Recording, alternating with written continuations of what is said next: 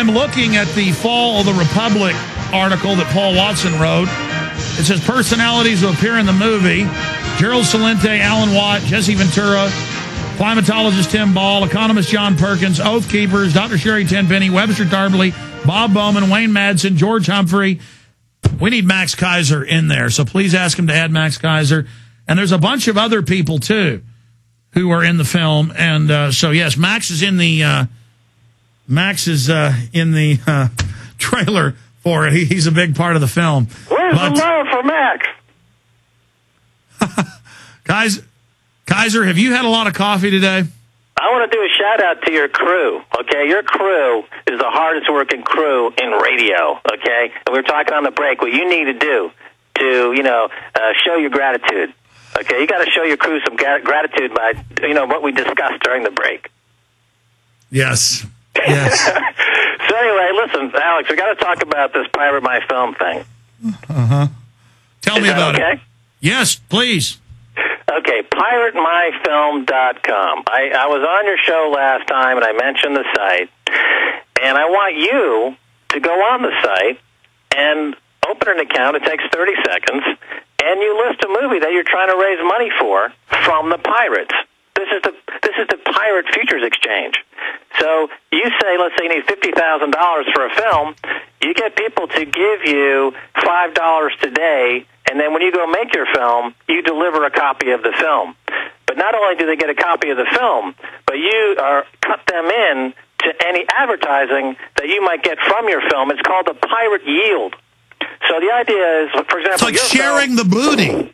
Yeah, it's sharing the booty. So your film, Fall of the Republic, which is coming out on October 21, which I'll be talking about on international markets and various outlets all over the world, that film is going to get 20, 30, 40 million views.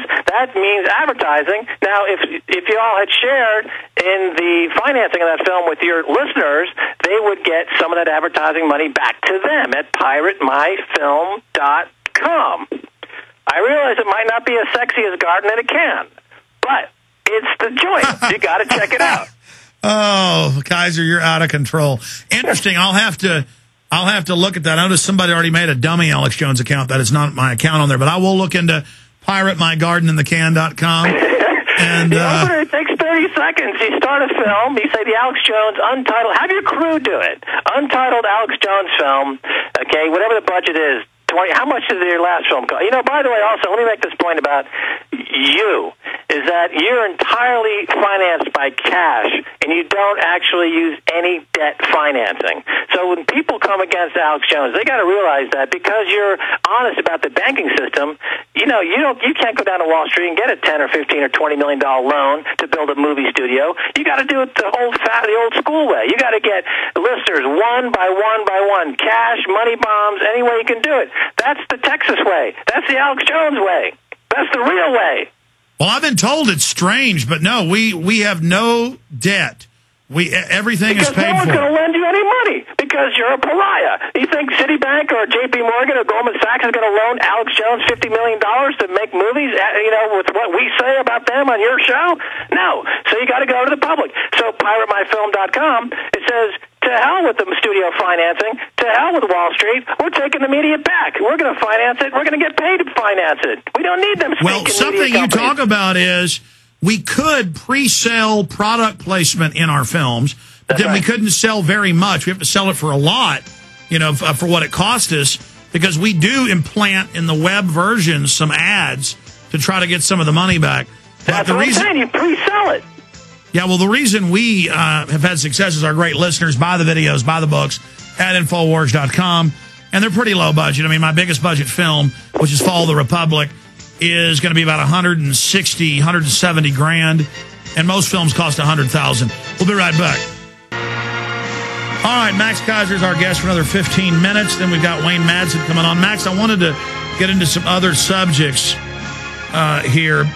You heard me when you were on hold for a few minutes getting into psychology today, attacking me. And, I mean, it is whole cloth baloney.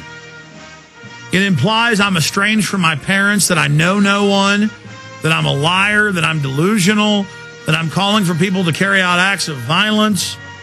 I mean, the system don't they understand they're discrediting themselves just with their wholesale lying? Well, you know, psychiatrists, you remember Hannibal Lecter was a psychiatrist, so that's about as credible a representation of that industry as you're going to find. Anybody who listens to the psychiatry industry might as well be going on a date with Hannibal Lecter.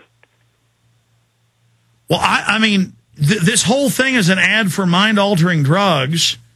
The editor's note, the editor looks like she's had her soul sucked out here. I mean, I just get amazed by people this deceptive. Just a crew of, talk about piratical people. I mean, do you agree with me that it really has become just a ruling class that wants to say everybody's mentally ill so they can manage our lives and force druggists in a THX 1138 system? Look, the oligarchy we talked about before, and it extends to these various industries, and the health industry and the drug industry is an industry that's being allowed to write policies for their own benefit. And if they've got psychiatrists and psychoanalysts, remember in the torture in Guantanamo Bay and these other areas in Iraq and Afghanistan, the American Psychiatric Association was actually having people there oversee the torture. They were actually witnessing the torture. Is that the role of a doctor, to oversee torture? So they're totally out of bounds in their industry. They've been discredited by their participation in torture in these places, and no one should listen to them. And obviously they have an interest in selling drugs and to keep people as mentally unstable and as incapable of forming rational thought and opinions as possible. So, to be criticized by them, it only means you're doing the right thing. Of course, you're going to attract attention from that industry because what you're saying is going to possibly take people off drugs, and that would cut into their profits. So, of course you're going to be attacked. I mean, I don't even know why you spend more than 5 seconds on it. Those people are just front men and pitch men for the drug industry. If someone's listening to this show and they're not on mind-altering substances, it's because you have shown them the way toward a free thought environment that doesn't need to be told by the drug industry what to think. So, you're cutting into their profits. And anytime you cut into the industry's profits, you're going to be targeted by that industry. If you come out and say that the banking industry is holding Congress as hostage for a bailout, then the banking industry is going to come out and smear you publicly. Last time we did this campaign against Coca-Cola 2 years ago, the one I just described to you with Whole Foods, we got this guy all over America. They wrote smear campaigns. If you look it up, Coca-Cola hedge fund, you'll see that they were calling me all kinds of vicious names because I was actually threatening their profit centers. If you threaten their profit centers, and their profit centers are all based on monopoly profits and oligarchical profits, they're going to come after you. But that's how it's as night follows day. But as long as you people are supporting cash on cash, the expansion of the Alex Jones domain, then obviously the people are with you. Because if they weren't with you, your domain would not be expanding as it is. Yeah, it's just creepy to have George Soros and the Republicans and Psychology Today and the Wall Street Journal and just all attacking me. And I know it's because we're having success. It's creepy. Okay, but Soros, so let me tell you something about Soros. He's a pure hedge fund. He's a pure hedge fund. And hedge funds are a free-floating force in the financial universe. They will go wherever they make money. And that's my point. In other words, if enough people boycotted Whole Foods to drive the stock price down, George Soros would be selling short Whole Foods for us. Because he's a political atheist. He'll just a total pragmatist. So why don't we use hedge funds to leverage our ideas instead of having the government use hedge funds to leverage their ideas? The hedge funds will go wherever there's money to be made. Stay with us.